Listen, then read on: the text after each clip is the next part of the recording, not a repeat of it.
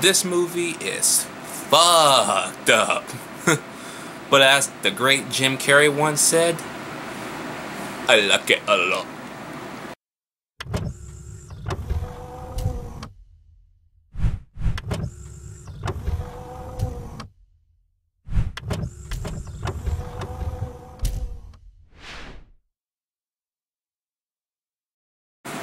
Hellraiser. Hellraiser, seriously, as I said in this intro, is a very fucked up movie. But it's fucking good. Okay, so the plot basically centers on a man named Frank Cotton. Okay, Frank buys this puzzle box from a dealer. He solves the puzzle immediately, and the box literally tears his ass apart in the worst way imaginable. It's kind of awesome, but it's kind of ugh. So anyway, this married couple moves into this house, and the lady actually has a connection to the house. Her name is Julia, by the way. So Julia actually has a connection to the house where she had an affair with Frank, who Frank is actually Larry's brother, and Larry is the husband to Julia. So yeah, that's even more fucked up. Anyways, Frank cuts his hand as he's moving stuff into the house. His blood leaks onto the floor, and by some weird ass way brings his dead brother Frank back to life. Because Frank has been trapped in this dimension of some sorts after he opens that box. So he basically escapes, and of course pleading upon his ex to feed him human sacrifices to rebuild his body. All the while, Larry's daughter, Kirsty, finds out about this and tries to stop everything from going on. Now, this movie, going into it, never seen the first Hellraiser at all. Never seen the first one. This was a very good movie. They don't make them like this no more. The only downfall of this movie is they don't explain how the blood brings back Frank. You know what I mean? I know they're brothers and all, so maybe you got that whole, but they're blood brothers type of thing, so they're blood in general anyways. But I still like a little bit of an explanation to it, but everything else is kind of fine. I mean, think about it.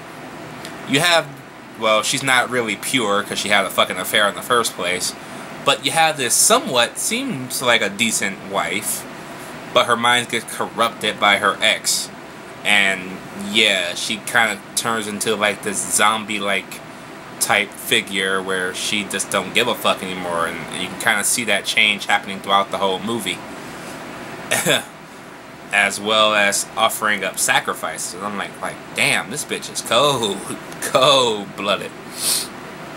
And then once the box gets opened again by Kirsty, old Pinhead shows up, and yeah, he tries to take Kirsty, but she makes a deal to get Frank instead of herself. But you know, there's this one chick in that whole clan of evilness that still wants Kirsty for whatever reason. Yeah, they just don't make them like this anymore. And when they do, and they remake it, it's gonna be ass. You know what I mean? It's not gonna be like this. You know, it's not gonna be straight to the point, stuff like this. It's gonna be fuck, shit, racial stereotypes, bunch of sex. There's only like 2 sex scenes in this whole movie, but no, three. But the whole movie be like sex innuendos and dick jokes and probably some bullshit like that. They're probably gonna be all teenagers, and fucking quit it with that shit, okay? This is how you fucking do it, okay? And the whole time I'm trying to wonder, because when Pinhead first shows up, I'm trying to figure out if he's sort of an anti-hero or just a all-around bad guy in general, because the way his mannerisms are and the way he acts, like whoever opens the box, he's gonna take them with him or something like that. But the way it seems towards the end of the movie, he seems like an anti-hero. A little bit, you know. But he's not. Unfortunately, he's not. That would have been kind of cool, though. That would have been a nice little twist, but it's not. It's not that way at all. But yeah, this movie has a lot of blood, gore, all that shit. God damn, I cringed so much in this movie, it's ridiculous. Because when I cringe, my hands, see how my hands are right here now? They stay like this. I cannot close my hands. Especially when I'm thinking about stuff going on while I'm reviewing this movie. Yeah, my hands are still staying like this for right now. This movie is fucking nuts. For only being 93 minutes, holy shit.